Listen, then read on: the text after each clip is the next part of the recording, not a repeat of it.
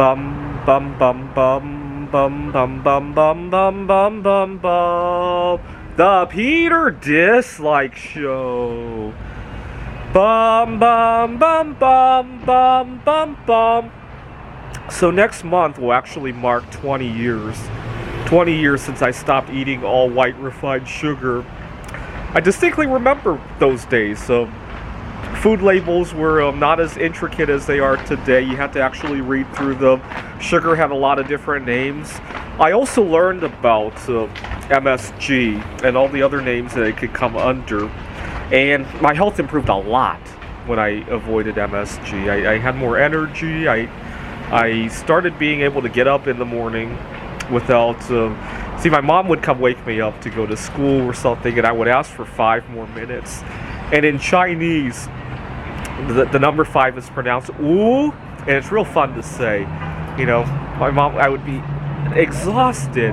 Be at 9 o'clock in the morning, my mom come wake me up, "Wu."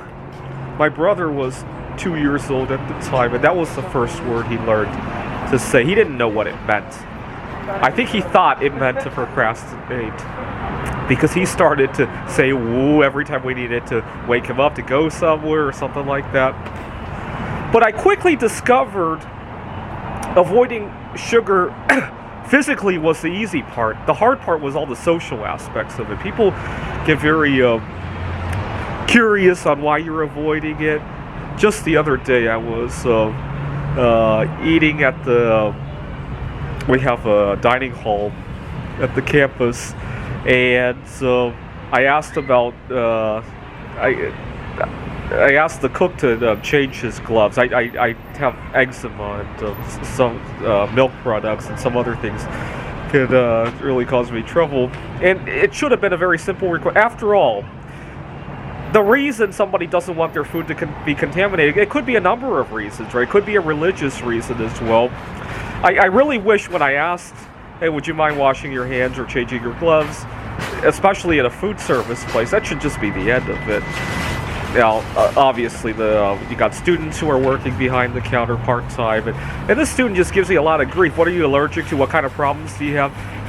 Here's the analogy I thought of. If you had a colleague who had some kind of health problem, where he was just... he arrived a little bit late because he just finished his chemotherapy, had some kind of reaction. Do you feel the urge to ask, hey, what kind of cancer do you have?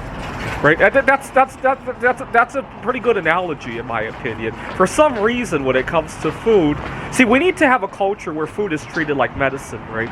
One of my biggest pet peeves is when I go to a job interview and it's held at a restaurant, and now I have to expose to the people who are interviewing me about my allergies and all that. Imagine, here's another analogy I like to use. Imagine you had a job interview. Oh, by the way, let's go to the pharmacy. Let's see what drugs we all take, just to see if we're on the same wavelength, right? Would that be acceptable to you? That's how I view it, by the way. I'm not exaggerating here.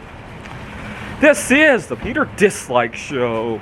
Bum bum bum bum bum bum bum bum bum bum bum. The Peter Dislike Show. Bum bum bum bum bum bum bum.